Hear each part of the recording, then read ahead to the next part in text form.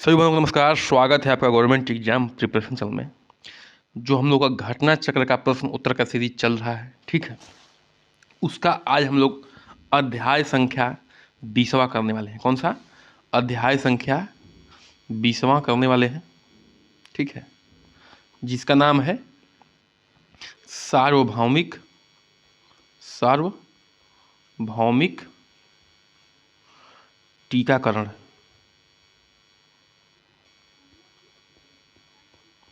कार्यक्रम। ठीक है, अब देखिए, ये जन्म से पूर्व और जन्म के बाद जो टीकाकरण लगते हैं ये भी है कि सार्वभौमिक टीकाकरण कार्यक्रम, ये हम लोग पढ़ चुके हैं। जाके प्लेलिस्ट में देख लीजिएगा टीकाकरण वाला चैप्टर, ठीक है। तो अब इसको आज हम लोग प्रश्न उत्तर करने वाले हैं। उसका प्रश्न उत्तर भी कर चुके थे हम लोग यूथ पब्लिकेशन बुक से। आज हम लोग घटना चक्र बुक से करने वाले हैं।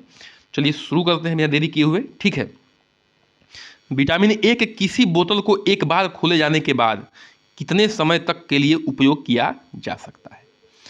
विटामिन ए का जो है खुराक ले दिया जाता था बच्चों को, याद करिए, आंखों के लिए बड़ा लाभदायक होता है।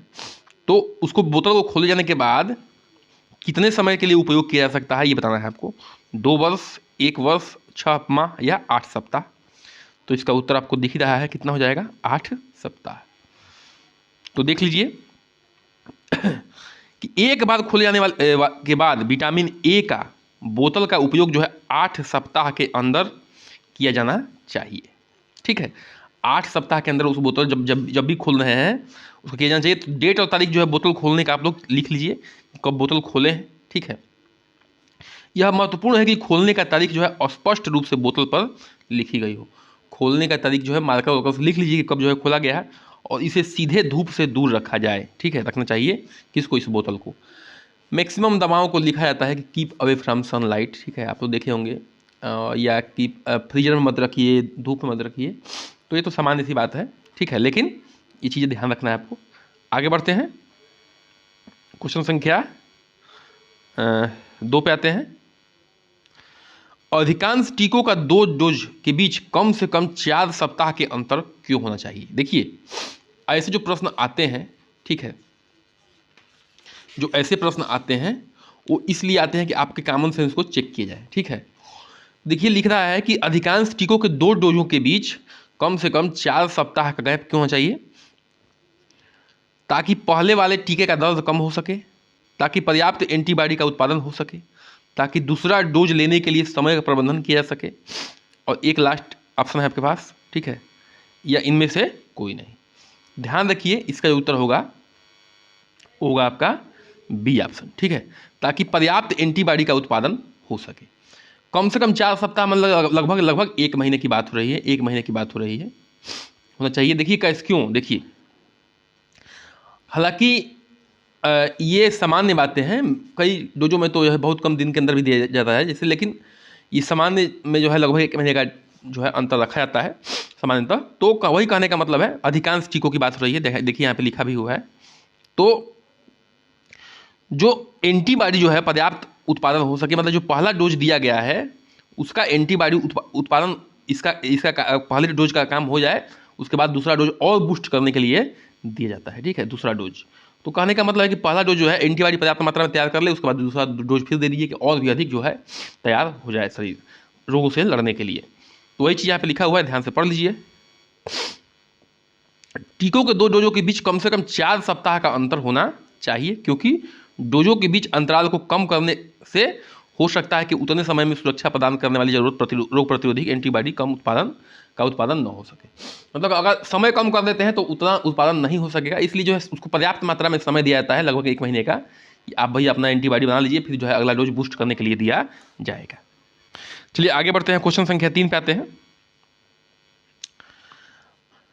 डायरिया यानी कि दस्त के इलाज में 6 महीने से 5 वर्ष तक के बच्चों को ORS के साथ जिंक 20 मिलीग्राम की डोज कितने दिनों तक दी जानी चाहिए। जो डायरिया दस्त होती है वो 6 महीने से लेकर 5 वर्ष तक के बच्चों की बात हो रही है। ORS के साथ जिंक का 20 मिलीग्राम की डोज कितने दिनों तक दिया जाना चाहिए, बताइए। तो 2 दिन तक, 3 दिन तक, 14 दिन तक, या 24 दिन तक। तो उत्तर सी हो जाएगा, इसका 3 का हो जाएगा सी, यानी कि 14 दिन तक जो है दिया जाना चाहिए। देखिए 2 से 6 माह के शिशुओं को जिंक का 10 मिलीग्राम, जब 2 से 6 महीने का बच्चा है, 2 महीने से लेकर 6 महीने के बीच में, तो उसको जिंक का 10 मिलीग्राम घुलने वाली गोली माँ के दूध में, माँ का दूध निकाल के, ठीक है, और उसमें जो है घोल दीजिए, 14 दिनों तक दी जानी चाहिए। और 6 महीने से 5 वर्ष तक के बच्चों के लिए जिंक का 20 मिलीग्राम घुलने वाली गोली 14 दिनों तक दी जानी चाहिए। दोनों 14 दिन तक ही दी जाएगी, लेकिन जो डोज होगा एक में, जो 2 से 6 महीने के बच्चे के लिए वो 10 मिलीग्राम का, और जो 6 महीने से लेकर 5 वर्ष तक का बच्चा होगा उसमें 20 मिलीग्राम का डोज होगा जिंक का। आगे बढ़ते हैं, क्वेश्चन संख्या आपका 4 पे आते हैं, ठीक है, थोड़ा सा बड़ा कर लेते हैं इसको। चलिए, टीकों को हमेशा शरीर के एक खास स्थान पर ही क्यों दिया जाना चाहिए? देखिए, ये कॉमन सेंस के प्रश्न है, लेकिन बहुत ही जरूरी प्रश्न है। ऐसे प्रश्न जो है पूछे जा सकते हैं और बेहतरीन प्रश्नों में से एक है, ठीक है, कि टीके को हमेशा शरीर के एक खास स्थान पर ही क्यों दिया जाना चाहिए जाता है, ठीक है, खास स्थान पर ही क्यों दिया जाता है? समानता बनाए रखने के लिए तथा यह जांचने के लिए कि टीका दिया गया है या नहीं। अच्छा महसूस करने के लिए, ये तो कोई खास अंतर नहीं दिख रहा। तेज दर्द महसूस करने के लिए, या इनमें से कोई नहीं, तो उत्तर हो जाएगा आपका, यानी कि समानता बनाए रखने के लिए और यह जांचने के लिए कि टीका दिया गया है या नहीं। देखिए, एक खास टीकों का जो दिया जाता है वो खास जगह पर ही दिया जाता है, ताकि कोई भी अगर जांच करता है कि इस बच्चे को टीका लगा है कि नहीं लगा है, तो उस खास जगह पर ही चेक करेगा, ठीक है। जब उस खास जगह पर ही चेक करेगा तो मतलब कि आसानी से चेक हो सकता है कि हाँ भैया ये कहाँ लगा है। हम लोग जो है विशेष टीकों को आप लोग ध्यान रखिएगा, टीकाकरण वाले चैप्टर में विशेष टीके को हम लोग जो है पढ़ देते हैं कि हाँ ये यहाँ पे लगता है, ये जांघ पे लगता है, ये बाह के ऊपरी हिस्से में लगता है, ये घुटने के पास लगता है, सब कुछ हम लोग पढ़ चुके हैं। तो इस चीज़ को आप लोग उससे आइडिया लगा सकते हैं, ठीक है। टीकों को हमेशा शरीर के एक खास स्थान पर ही लगाया जाता है ताकि एक समानता बनी रहे और आपको या किसी को यह जांचने में मदद मिल सके कि टीका दिया गया है या नहीं दिया गया है। किसी कोई भी जांच करता है, ठीक है, तो ये पता लग जाता है कि जो टीका खास जगह पर दिया गया है कि नहीं दिया गया है। जैसे बीसीजी का टीका हमेशा बाईं ऊपरी बाह पर लगाया जाता है, जैसे भी कि बीसीजी का जो टीका होता है बाईं, हमेशा बाईं और ऊपरी बाह पर लगाया जाता है, ठीक है। आगे बढ़ते हैं, क्वेश्चन संख्या 5 पे आते हैं। इस क्वेश्चन पर आने से पहले बता दूं कि पीसीएस का जो मैं बैच लॉन्च कर दिया हूं, ठीक है, अब उसका जो है शुरू हो जाएगा, क्लासेस शुरू हो जाएंगी उसकी। तो देखिए, पीसीएस का जो पीसीएस प्री का यूपी पीसीएस प्री का जो है, जो भी तैयारी कर लेता है वो यूपी का कोई भी एग्जाम हो, चाहे यूपी SSC हो, यूपी पीएससी हो, या कोई भी एग्जाम हो, वो उसमें हावी रहेगा, ठीक है। मैं बहुत ही अनुभव के साथ कर रहा हूँ, या जो बहनें बहुत दिनों से तैयारी कर रही हैं, 2-3 साल से तैयारी कर रही हैं, वो जानती हैं कि पीसीएस प्री का अपने तैयारी कर लेते हैं। यूपी का कोई भी एग्जाम होगा उसमें जो है वन डे एग्जाम, जिसमें नॉन टेक्निकल पूछे जाते हैं, जो भी इतिहास, भूगोल, जियोग्राफी सब पूछा जाता है, ठीक है, इकोनॉमिक्स वगैरह, पॉलिटी वगैरह, करंट अफेयर वगैरह, उसमें हमेशा वो हावी रहेगा। तो सभी लोग अटेंड कर सकते हैं, क्योंकि प्री का है, कोई मेंस का तो हम लोग वो करा नहीं रहे हैं, ठीक है। उस क्लास को सभी लोग आप लोग देख सकते हैं और आपको मैं गारंटी दे रहा हूँ कि आपको बेहतरीन ढंग से पढ़ाया जाएगा और आपको बहुत ही फायदा होने वाला है, ठीक है, अन्य एग्जाम के लिए। चलिए शुरू करते हैं। 5वां प्रश्न, अगर किसी बच्चे को अगली डोज के लिए देर से लाया जाता है तो क्या फिर से टीके को पहली डोज से शुरू करना चाहिए? अगर किसी बच्चे को अगली डोज के लिए देर से लाया जाता है तो क्या फिर से टीके वाली डोज को पहले से शुरू करना चाहिए? मतलब सुनिए, समझिए क्या करना है कि मान लीजिए कि एक जो है बच्चे का एक टीका लग चुका है, एक टीका जो है पहला टीका लग चुका है और दूसरा टीका जो है लगाने के लिए समय पर नहीं आ रहा है, बहुत दिन बाद आ रहा है, ठीक है, 5-6 महीने का गैप कर दे रहा है, हालांकि लगना चाहिए 1 महीने बाद, मान लीजिए एक बात सामान्य बात कर रहे हैं, तो क्या उसको फिर से शुरू करना चाहिए? तो देखिए, ये सिंपल सा प्रश्न है, लेकिन आपको कंफ्यूज करेगा अगर अपनी जानकारी नहीं होगी तो। हाँ, नहीं, स्पष्ट नहीं कहा जा सकता, या इनमें से कोई नहीं। तो देखिए, 5वें का उत्तर होगा, वो होगा बी, नहीं, ठीक है। अब देखिए, नहीं, फिर से शेड्यूल शुरू नहीं करें, वहीं से शुरू करें जहां से शेड्यूल कहाँ छोड़ा गया है, जहाँ शेड्यूल छोड़ा गया है वहीं से शुरू करना है। उदाहरण के लिए, यदि किसी 5 माह के बच्चे को बीसीजी का पेंटा 1 और ओपीवी का 1 दिया जाता है और 11 महीने की उम्र में वापस आता है, तो बच्चे को पेंटा 2 और ओपीवी 2 खसरा रोटावायरस टीका जहां लागू हो और जहां लागू हो टीका लगाए। कहने का मतलब है कि अगर कुछ दिन बाद आता है, समय से नहीं आ पाता है, तो जो है टीका जहाँ से छोड़ा गया है वहीं से शुरू करना है आपको, ये ध्यान रखिएगा। आगे बढ़ते हैं, क्वेश्चन संख्या 6 पे आते हैं। यदि कोई बच्चा जिसे कभी टीका नहीं दिया गया है, कभी भी टीका नहीं दिया गया है, 9 महीने और पूरे होने से और 12 महीने से उम्र से होने से पहले, मतलब कि 9 महीने और 12 महीने के बीच में आता है, ध्यान रखिएगा ये उम्र जो है बड़ा इंपॉर्टेंट है, ठीक है, अभी पता चल जाएगा क्यों। ये जो है उम्र बड़ा इंपॉर्टेंट है कि 9 महीने से 12 महीने के बीच में आता है, इससे पहले कोई टीका लगा ही नहीं है उसको, तो क्या सभी दे टीके उसी दिन बच्चे को दिए जाने चाहिए जा सकते हैं? तो हाँ, ठीक है, 6 का उत्तर हो जाएगा हाँ, ठीक है, नहीं या स्पष्ट नहीं कह सकते तो उसका उत्तर जाएगा हाँ।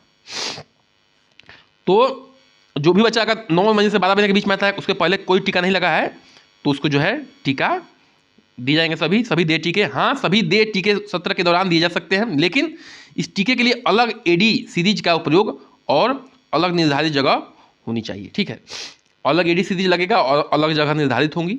9 माह के बच्चे को जिसे कभी टीका नहीं दिया जा सक गया है, बीसीजी का, पेंटा, ओपीवी, आईपीवी, एमआर, आरवीवी जहां लागू हो, पीसीवी जहां लागू हो और जेई जहां लागू हो, कि टीके एक समय से देना सुरक्षित और प्रभावी है।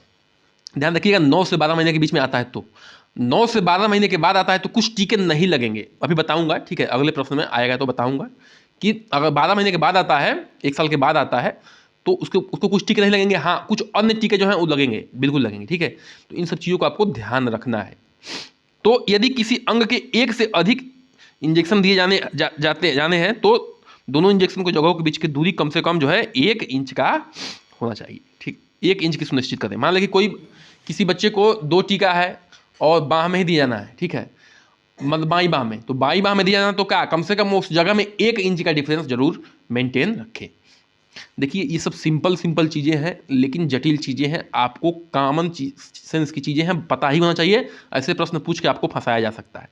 आगे बढ़ते हैं, क्वेश्चन संख्या 1 इंच वाली दूरी भी इंपॉर्टेंट है, याद रखिएगा। क्यों? क्योंकि अगर ऐसे प्रश्न बनते हैं तो आप जो है 1 इंच की दूरी कम से कम मेंटेन रखना है, ये याद रखिएगा, प्रश्न में आ सकता है।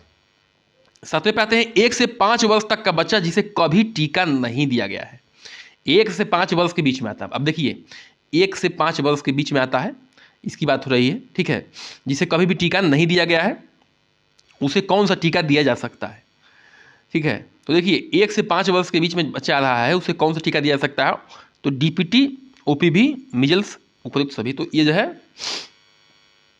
उपयुक्त सभी टीका दिया जा सकता है, ठीक है, जो भी ये डीपीटी का है, ओपीवी का है, मिजल्स का है, सभी टीका इसको लगने वाले हैं। तो इसको थोड़ा ध्यान से पढ़ लीजिएगा, ठीक है, कि एक बच्चे को जो है बीसीजी, हेपेटाइटिस बी, रोटावायरस, पेंटावायरस आदि नहीं दी जाएगी, डीपीटी 1। ऐसे बच्चे जो मतलब कि ऐसा बच्चा जो 1 साल पार कर चुका है, उसको हेपेटाइटिस बी, रोटावायरस, पेंटावायरस और आईपीवी नहीं दिया जाएगा, उसको डीपीटी 1, ओपीवी 1, मिजल्स 1, जेई 1 जहाँ लागू हो 2 मिलीलीटर विटामिन ए की घोल दिया जाएगा, ठीक है। अब इस तरह से पुनः 1 महीने के बाद जो है इसको डीपीटी, ओपीवी का दूसरा और तीसरा जो है डोज इस तरह से उसको क्या किया जाएगा, शेड्यूल किया जाएगा। इसको थोड़ा सा पढ़ लीजिएगा, ठीक है। ये ध्यान रखिएगा ये उस बच्चे के लिए लागू है जो 1 साल बाद आता है, 1 साल के बाद और 5 वर्ष के पहले आता है, और जो 9 महीने के बाद आता है उसके लिए अलग चीज़ें लागू होंगी, 9 से 12 महीने के बीच में आता है। अब देखिए यदि कोई बच्चा जिसे कभी टीके नहीं दिया गया है, कोई टीका नहीं दिया गया है, और 12 महीने के उम्र के पूरी होने पर, यानी कि 1 वर्ष से अधिक होने पर आता है, तो तुरंत बाद लाया जाता है, तो आप उसे कौन सा टीका देंगे, ठीक है। तो उसको डीपीटी देंगे, ओपीवी देंगे, विटामिन ए का घोल देंगे, या उपयुक्त सभी देंगे, तो उसका उत्तर हो जाएगा डी, यानी कि उपयुक्त सभी देंगे। देखिए अब इसमें कुछ चीज़ें जान लीजिए कि राष्ट्रीय टीकाकरण के अनुसार, सारणी के अनुसार, इस बच्चे को इस बच्चा मतलब कि जो बच्चा 1 साल पार कर चुका है, बीसीजी का टीका अभी बताया है, हेपेटाइटिस बी का टीका, रोटावायरस का, पेंटा और आईपीवी का टीके जो है देने की कोई ज़रूरत नहीं है। क्यों? क्योंकि ये बच्चा उससे लड़के बाहर निकल चुका है, अब उसकी इम्यून सिस्टम अपने आप डेवलप हो चुका है कि इनसे लड़ लेगा वो, ठीक है। इस बच्चे को जो है डीपीटी 1, ओपीवी 1, एमआर 1, जेई 1 यदि ज़रूरत हो और विटामिन ए का घोल दिया जाना चाहिए, ठीक है। ध्यान रखिएगा 1 वर्ष से अधिक के बच्चे की बात हो रही है जिसको कोई टीका नहीं लगा है। डीपीटी और ओपीवी के बाद के डोज जो है 4 सप्ताह के अंतराल पर दी जानी चाहिए। राष्ट्रीय टीकाकरण सारणी के अनुसार उसे निर्धारित आयु पर एमआर 2, जेई 2 लागू हो और विटामिन ए और डीपीटी का बूस्टर डोज दें, ठीक है। तो कहने का मतलब है कि आपको अगर 1 वर्ष के बाद का बच्चा आता है तो उसको जो है राष्ट्रीय टीकाकरण सारणी के अनुसार उस बच्चे को BCG का, हेपेटाइटिस बी का, रोटावायरस का, पेंटा का, IPV का टीका देने की कोई ज़रूरत है नहीं, ठीक है। बाकी जो जैसे DPT1 है, OPV1 है, MR1 है, JE1 है, इसको जो है विटामिन ए का घोल है, इसको जो है जरूर देना चाहिए, समय समय पर उसका पूरा डोज जो है पूरा करा देना चाहिए। आगे बढ़ते हैं, क्वेश्चन संख्या 9 पे आते हैं। आज का लास्ट प्रश्न है, ठीक है। इसी के साथ चैनल को सब्सक्राइब करिए, लाइक करिए, शेयर करिए, ठीक है। 5 से 7 वर्ष की आयु के बच्चे को जिसे कभी टीका नहीं दिया गया है, कौन सा टीका दिया जा सकता है? अब देखिए, ये 5 वर्ष के बाद की बात हो रही है, 5 वर्ष के बाद और 7 वर्ष के पहले की बात हो रही है, जिसे कोई टीका दिया ही नहीं गया, उसे कौन कौन सा टीका देना चाहिए? तो DPT1, 2, 3, DPT3 डोज के 6 महीने के बाद DPT का बूस्टर डोज, या AB और AB दोनों, या इनमें से कोई नहीं, ठीक है। तो इसका उत्तर हो जाएगा सी। ये ध्यान रखिए कि किस बच्चे की बात हो रही है, जो 5 वर्ष से 7 वर्ष के बीच में आता है और जिसको इसके पहले कोई टीका लगा ही नहीं है, तो ऐसे बच्चे को ये टीका देना चाहिए, ठीक है। ऐसे बच्चे को जो है 1 महीने के अंतराल पर DPT1, 2 और 3 दे दें। 7 साल की उम्र तक जो है DPT3 की डोज देने के बाद कम से कम जो है 6 महीने के बाद DPT का बूस्टर डोज दे दें, ठीक है। तो आशा है कि पूरा क्लास आपको समझ में आया होगा। ये क्लास थोड़ा सा जटिल रहा होगा, चूँकि आपको मैं PDF प्रोवाइड कर देता हूँ समझाने के बाद, तो आप जो है उसको थोड़ा धीरे धीरे करके क्या करिएगा, सब लोग पढ़ लीजिएगा, ठीक है। तो मुझे विश्वास है कि आपको समझ में आ गया होगा। इसी के साथ चैनल को सब्सक्राइब कर दीजिए, लाइक करिए, शेयर करिए, कमेंट करिए और बेल आइकन घंटी को बजा दीजिए। नमस्कार, जय हिंद।